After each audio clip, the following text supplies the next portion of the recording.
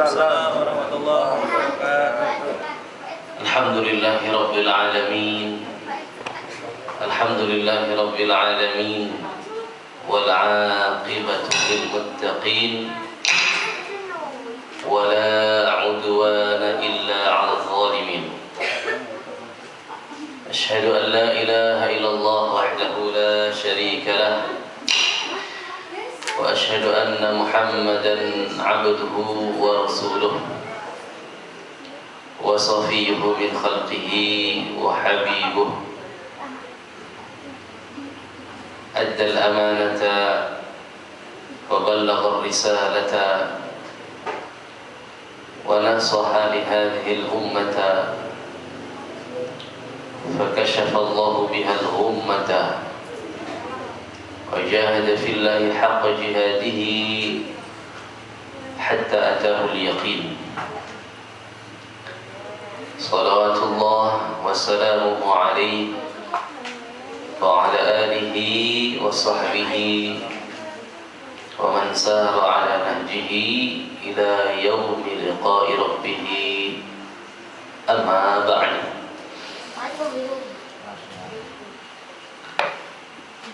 Jamaah Masjid Istiqomah yang semoga selalu diberikan keistiqomahan oleh Allah Azza wa Jalla.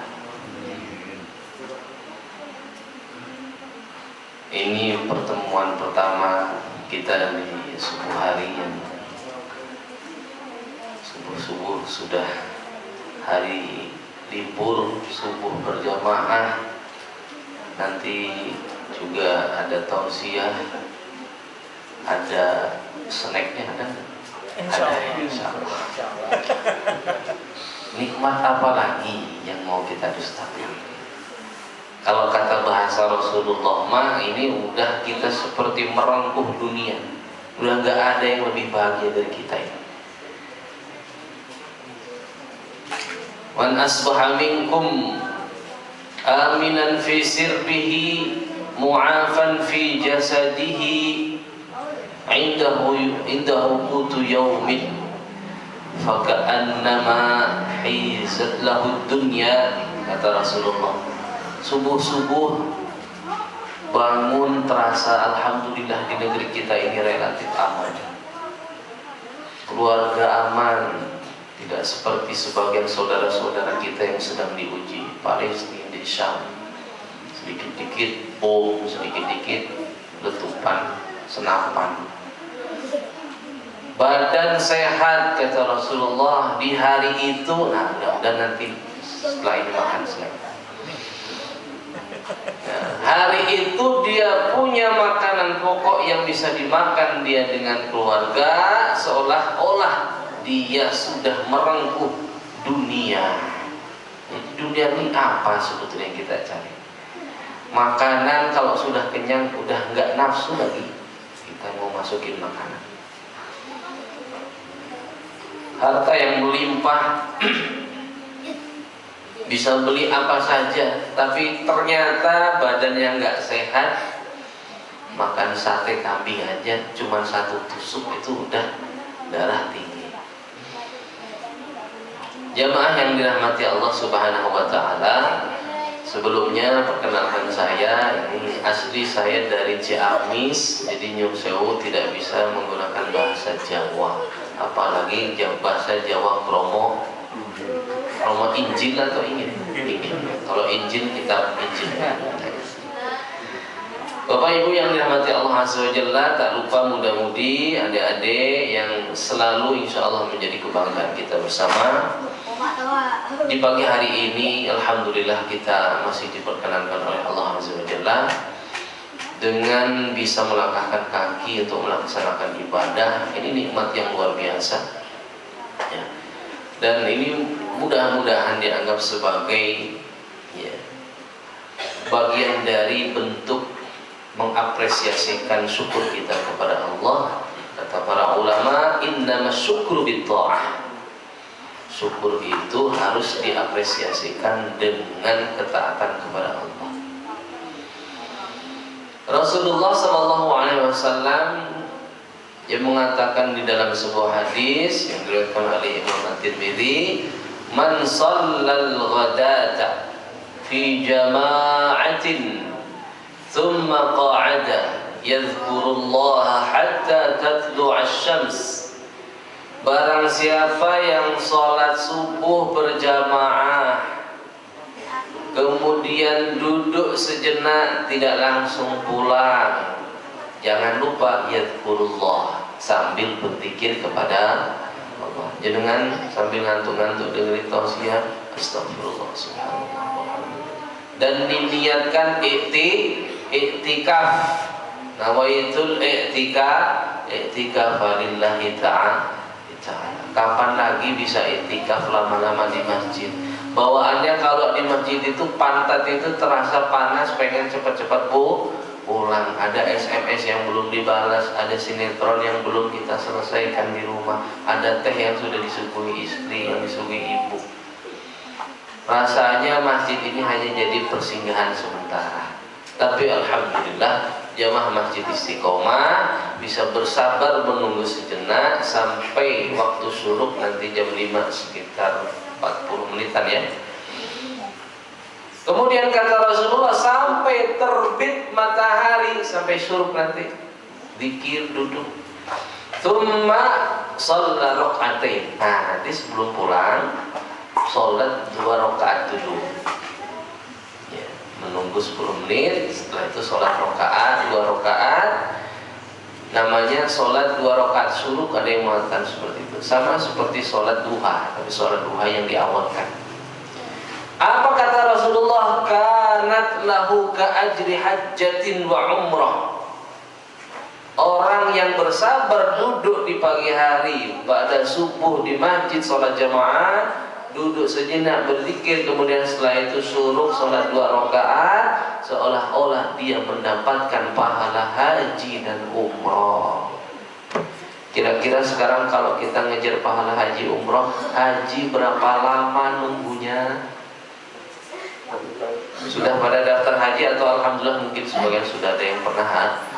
Sekarang haji nunggunya sekitar 12 tahun atau berapa? Lama, 30-an tahun. Kata Rasulullah, tamah, pahalanya sempurna, pahala sempurna. Jamaah yang dirahmati Allah Subhanahu wa Ta'ala, ketika Allah Subhanahu wa Ta'ala memberikan amanah yang sangat besar kepada kita, ketika Allah berfirman, wa idh qala rabbuka lil malaikati inni ja'ilun fil ardi khalifah. Allah mendeklarasikan di hadapan para malaikat bahwa aku telah menjadikan khalifah. Khalifahnya ternyata kita. Tugas yang berat mengurusi bumi ini tentu dibutuhkan kekuatan, tentu dibutuhkan kekokohan dalam diri seorang muslim. Siapa yang diamanahi itu? Bukan seluruh manusia, tapi Allah berfirman, walaqad katabna fis zabur min ba'di dzikri annal arda yarithuha ibadiyas salihun. Jauh-jauh hari Allah Azza wa Jalla sudah mencatatkan di Lauh Mahfuz bahwa tugas yang Allah amanahi untuk mengurusi bumi ini Allah wasiatkan kepada hamba-hambanya yang soleh. Yang soleh ini kira-kira mohon maaf yang beriman atau non muslim? Tentu yang beriman. Panjenengan kita semua ini yang diamani Allah untuk mengurusi bumi, karena Allah yakin kalau orang beriman itu ngurus sesuatu mesti benar, harusnya tidak ada korupsi, tidak merusak. Jangankan dengan manusia, kata Rasulullah ketika hendak nyembelih saja, wa ahsin adzabihah, engkau baguskan cara menyembelihmu kepada hewan kurban itu kepada binatang. binatang kita berbuat baik. Bahkan lebih jauh lagi Allah mengatakan di dalam sebuah hadis, innallaha kataba alaikum al-ihsan fi kulli syai'. Sesungguhnya Allah Azza wa Jalla memerintahkan kita untuk berbuat baik kepada apapun, bukan kepada siapapun. Apa bedanya kalau kepada apapun dengan kepada siapapun? Bedanya ada tong sampah di jalan berserakan, dirapihkan. Sungai mengalir, airnya jernih, jangan dikotori. Jadi manusia yang namanya orang-orang beriman inilah yang diamanahi Allah untuk mengurusi bumi dan seisinya. Jadi butuh kekuatan. Jamaah yang dirahmati Allah Azza wa Jalla, karenanya sejatinya Allah Subhanahu wa taala, sepeda yang saya tahu, tidak pernah memerintahkan kita dalam lafaz yang jelas misalnya jadilah kuat, tidak. Hanya Allah menyindir. Allah menyindir. Bahkan yang disindir salah satunya adalah baginda Rasulullah sallallahu alaihi wasallam. Ketika Allah mengatakan inna sanulqi 'alaika qawlan thaqila ya Muhammad, ya Nabi Allah, sesungguhnya kami akan memberikan kepadamu qawlan thaqila, sebuah perkataan yang sangat berat.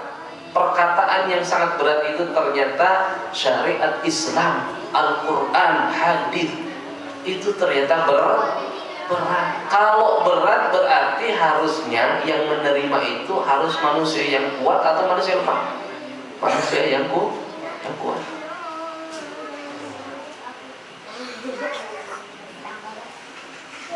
Makanya nabi-nabi juga sebelum itu juga diperintahkan seperti itu.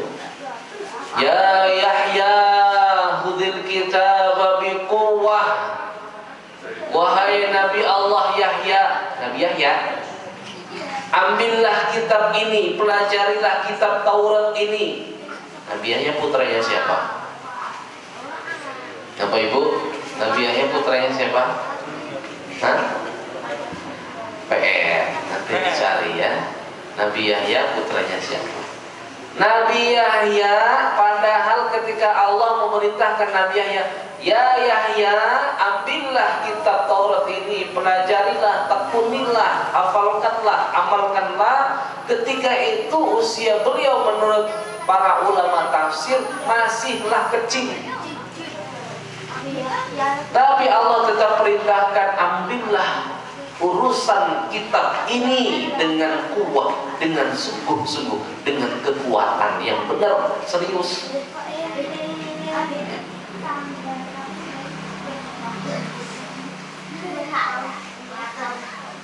Wa atainahul hukma sabiyya.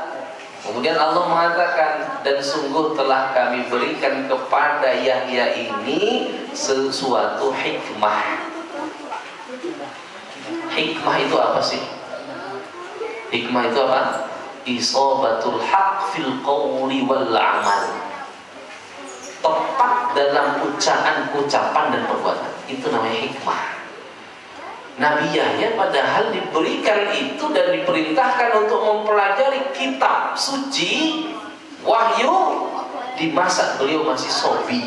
Yang sudah pernah belajar bahasa Arab tahu mesti arti sobi itu apa.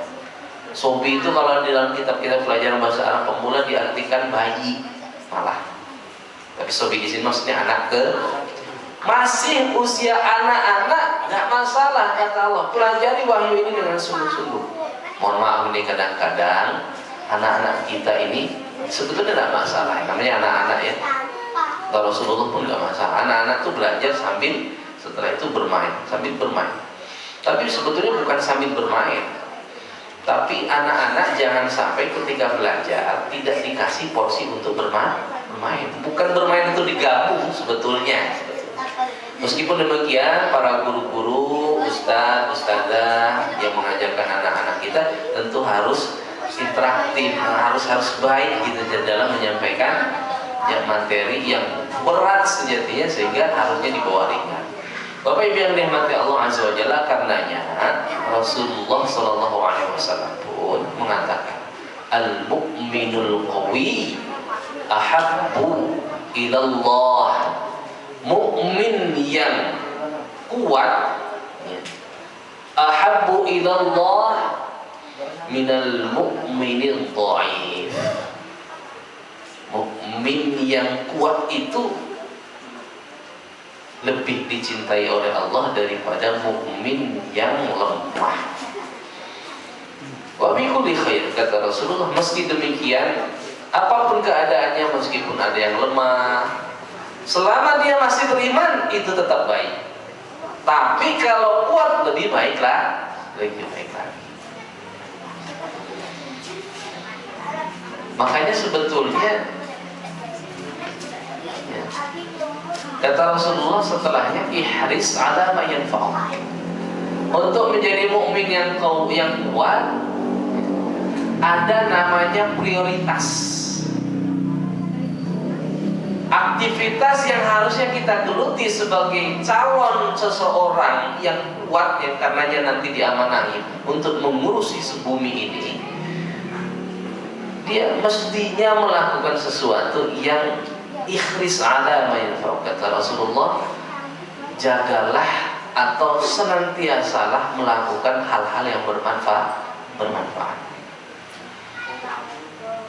Tapi jangan lupa, jangan jumawa ketika kita merasa sudah melakukan yang baik, sudah merasa saya bisa bekerja keras sendiri semacam. Jangan lupa kata Rasulullah, wasta'in billah, meminta tolonglah kepada Allah.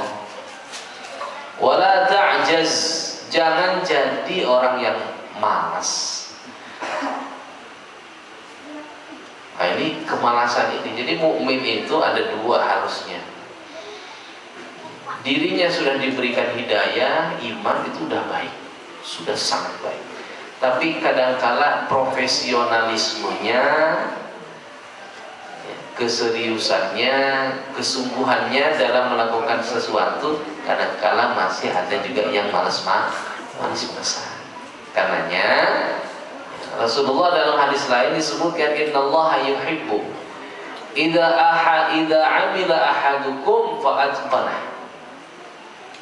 Allah tuh suka kalau kita mukmin ini udahlah bagus, kita ini udah bagus beriman, ya kalau melakukan sesuatu haruslah maksimal, harus profesional. Itu namanya keterampilan atau bakat. Itu ada dua lah. Bakat yang Allah berikan kepada kita atau anugerah yang Allah berikan berupa iman, hidayah, kita syukuri. Tapi jangan sampai nanti mencederai keimanan kita dengan kualitas ya hidup kita yang kurang profesional, kurang maksimal dalam melakukan sesuatu. Bapak Ibu yang dirahmati Allah Subhanahu wa taala, makanya kemarin ketika kita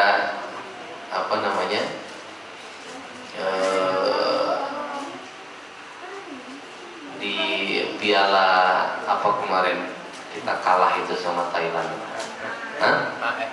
AFF itu ya.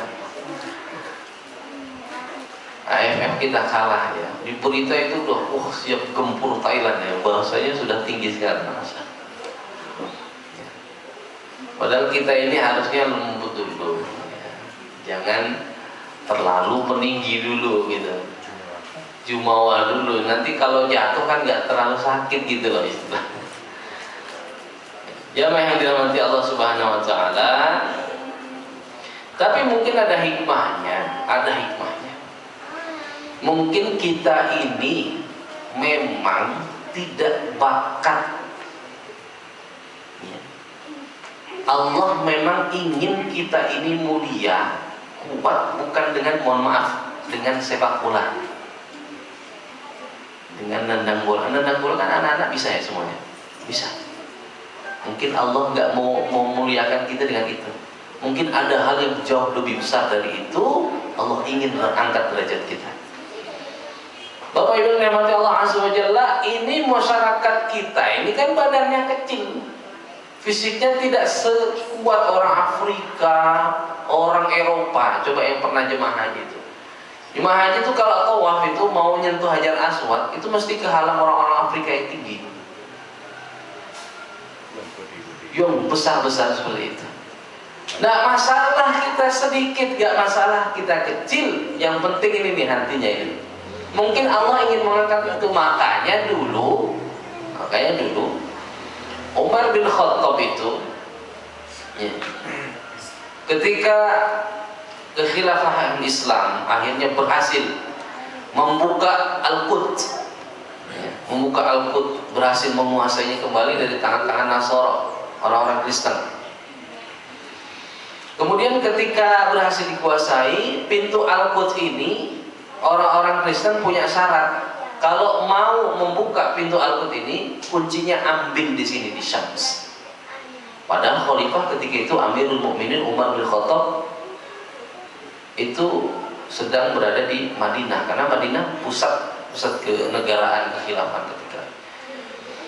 Dan ada juga yang punya mimpi. Jadi mereka bukan punya mimpi, tapi ya, dari kitab mereka, dari apa yang mereka tahu, nanti orang Islam itu memang sudah diprediksi akan menguasai Al-Quds. Dan nantinya yang akan membuka pintu Al-Quds, membawa kuncinya itu, sosok-sosoknya salah satunya namanya terdiri dari 3 huruf. Para sahabat berkumpul, siapa yang 3 huruf? Oh, Umar. Ain, Mim, Ro. Pemimpin kita nih pas nih, Umar bin Khattab. Berangkatlah Umar bin Khattab dari Madinah Al-Munawwarah menuju Syam. Jauh. Presiden ini pemimpin, ini bukan presiden satu teritorial negara Indonesia, bukan, ini hampir 2/3 bumi dikuasai oleh negeri Islam. Pemimpinnya satu orang, Amirul Mukminin Umar bin Khattab radhiyallahu anhu. Beliau mengambil kendaraan berupa unta, 1 unta ditemani dengan ya, sekretaris beliau, kira-kira begitu, naik begitu. Umar menggunakan pakaian kebesaran tidak. Umar pakai pakaian yang dikatakan dalam riwayat pakaiannya compang-camping, banyak tambalannya, bahkan ada yang menghitung tambalannya sampai sekian puluh tambal. Nah, ini pemimpin luar biasa. Ketika datang kaum muslim yang berada di Syam itu kaget melihat Umar. Loh, Umar pakaiannya kok sangat sederhana. Bahkan orang-orang Kristen itu, Nasara itu mengetahui pemimpinnya kayak gini nih, kan diketahui. Sampai akhirnya ya, Abu Ubaidah ibn Al-Jarrah Aminul Hadin Ummah. Abu Ubaidah itu ketika itu menjadi pemimpin, salah satu pemimpin satu negeri Islam, itu mengatakan berbisik kepada Umar, ya Amirul Mukminin, saya nggak suka engkau diketahui sama orang Kristen hanya karena penampilan. Yang tolong, kira-kira bahasanya, yang tolong gantilah pakaiannya agak pantas gitu. Masa pakaiannya masih banyak tambahan gitu. Umar akhirnya mengatakan perkataan yang sangat fenomenal. Dengan nada yang marah Umar mengatakan, kuntum adallul qaum, kuntum ahqarul qaum. Dulu kalian ini adalah bangsa yang paling hina. Mengatakan kepada bangsa Arab, dulu kalian adalah bangsa yang paling tercela. Kemudian setelah itu azanallah bil Islam. Allah mengangkat kita, kemuliaan kita dengan Islam. Man ibtaghaina 'izzatan bighairihi adzallallah. Kata Umar, sesiapa saja yang mencari kemuliaan selain dari Islam, maka Allah akan menghinakannya sehina-hinanya. Nah, ini mungkin tadi hikmahnya. Kita ini masyarakat Indonesia, masyarakat yang mayoritas, alhamdulillah mayoritas Islam. Saya ini kalau keluar nih, misalnya ke Mesir itu sering sekali orang Arab itu bangga sekali dengan kita orang Indonesia. Bukan bangga dengan budayanya, bukan bangga dengan sepak bolanya, bukan bangga dengan badminton, enggak. Orang Mesir itu senang melihat orang Indonesia, hebat kamu. Kenapa? Ente ini sipit ya, orang Asia, tapi kok bisa Muslim terbesar di dunia? Aneh. Karena bayangan mereka, namanya orang sipit, orang Asia mesti kafir. Jadi bahasanya seperti itu. Tapi kita ini masalah orang Asia, kalian ini kok bisa masyarakat diberi hidayah, diberi anugerah yang luar biasa Islam. Bapak Ibu yang dirahmati Allah Azza wa Jalla, karenanya mudah-mudahan, tapi bukan untuk kita sombong, bukan untuk merendahkan orang lain dengan hujatan-hujatan, ujaran-ujaran tidak. Hanya sekali lagi, masanya semakin jauh dari masa Rasulullah SAW, di mana Islam semakin jauh dari Rasulullah, itu biasanya semakin dijauhi juga oleh pengikutnya. Bukan KTP-nya akhirnya berubah jadi non-muslim, bukan. Tapi ada syariat Islam malah dihujat, malah dihindari, dibenci. Makanya kata Rasulullah, ya'ti 'alan nas sanawat sabir. Nanti kelak akan datang masanya tahun-tahun yang penuh dengan kesabaran, tahun-tahun yang luar biasa sulitnya. Orang yang berpegang teguh dengan agamanya kaqabdil jamal, seperti orang yang menggenggam bara api. Kira-kira kalau menggenggam bara api bisa kuat berapa lama? Jangankan genggam, Noel aja nyentuh sedetik, kurang dari sedetik aja gak ada yang mau. Maka Bapak Ibu yang dirahmati Allah Azza wa Jalla, perlu kita tanamkan kebanggaan kita menjadi masyarakat muslim. Alhamdulillah. Makanya Rasulullah pun sallallahu alaihi wasallam wa huwas samiul alim, untuk menjadi masyarakat yang kuat. Allah Azza wa Jalla memerintahkan kita bahwa ketika kita kuatkan, maksudnya bahwa bisa nantinya dihadapkan atau menjadi tameng bagi kita menghadapi musuh-musuh. Kan itu. Makanya Allah Azza wa Jalla berfirman, ya ayyuhalladzina amanu idza laqitum fi'atun fathbutu wadhkurullaha katsira la'allakum tuflihun. Tapi sebelum itu Allah mengatakan wa'iddu lahum mastata'tum min quwwati wa min ribatil khair. Ya, bersiap-siap meneguhkan diri kita dalam konteks jihad, misalnya bersiap-siap menguatkan atau membekali diri dengan kekuatan. Kekuatan di sini ditafsirkan sendiri oleh Rasulullah, maksudnya adalah keterampilan memanah, menombak. Sudah pernah latihan manah? Sudah pernah? Ada ya di beberapa pondok itu yang fasilitasnya ada fasilitas memanah. Wa min ribatil khail, juga menunggang kuda. Sudah bisa naik kuda? Sudah delman ya.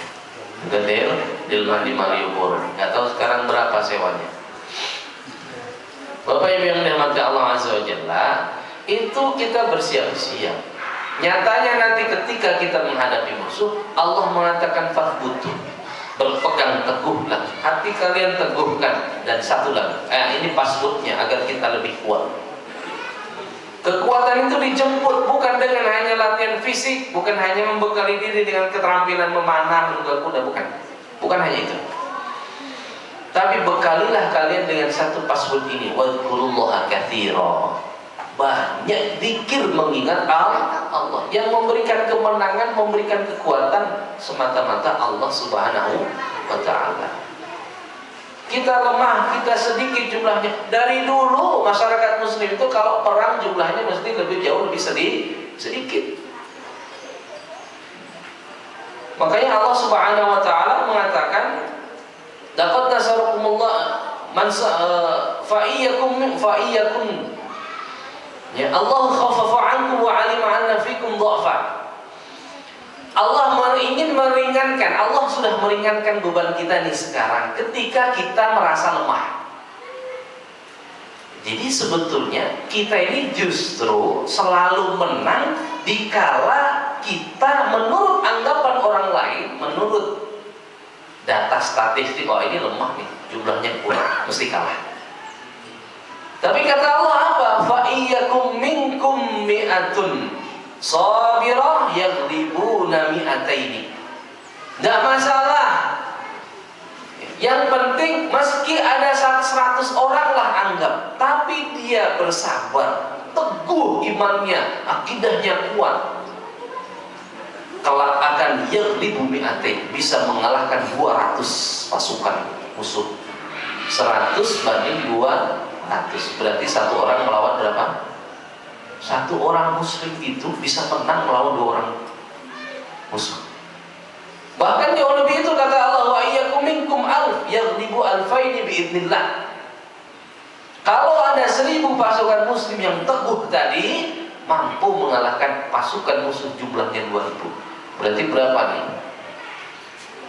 Satu muslim bisa melawan berapa berarti?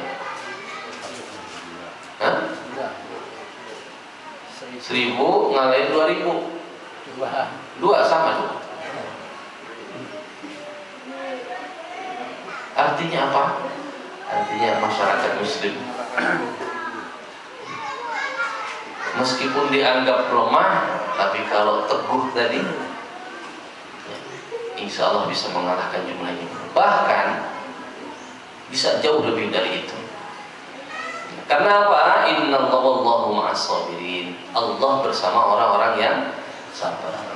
Makanya ketika pernah pun nantinya masyarakat dulu pernah mengalami kekalahan di perang Hunain.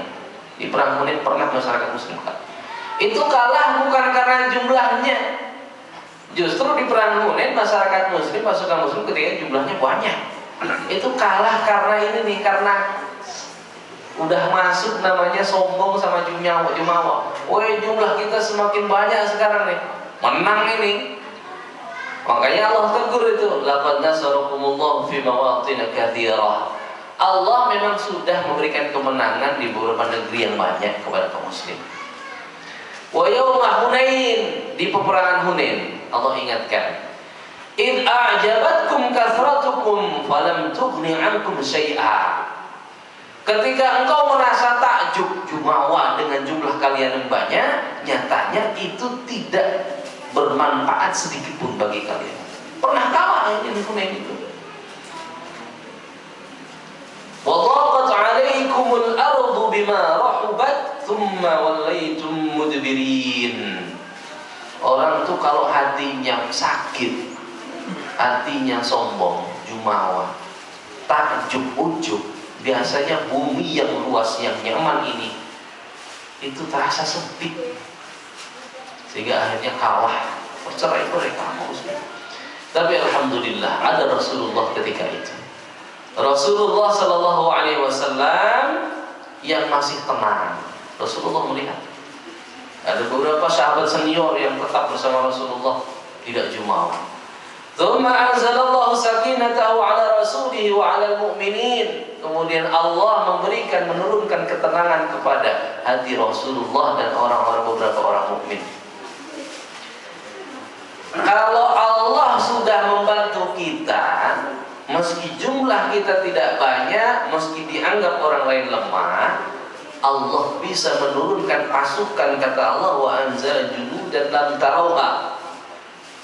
Allah bisa menurunkan pasukan yang bahkan tidak bisa dilihat oleh musuh, bahkan oleh kalian juga, para malaikat. Kalau sudah malaikat urusannya, kira-kira musuh bisa menang gak? Oh, satu malaikat aja sudah cukup kok.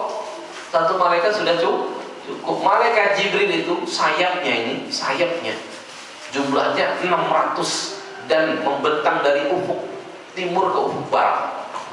Puas sekali. Satu malaikat di sayap udah luluh lantak. Wa'adzabal ladzina kafaru wa dzalika jazaa'ul kafirin. Dan kemudian setelah itu Allah memberikan kemenangan dengan mengadab orang-orang kafir tadi.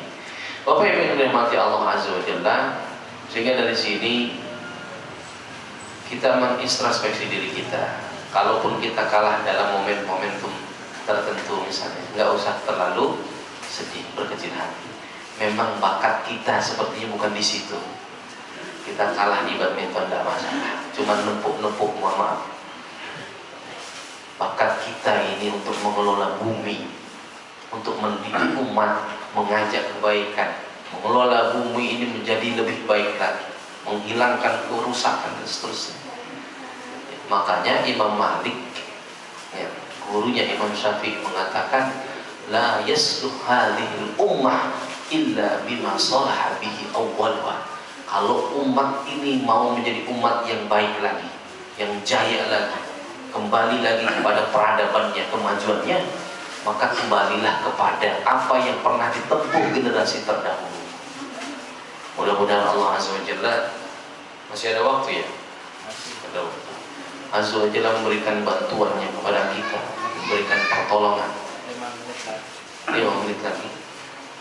Sehingga harapannya ketika kita kembali kepada syariat ini, bukan hanya kita mengharapkan pahala nantinya di akhirat, tapi Allah Subhanahu wa ta'ala sejatinya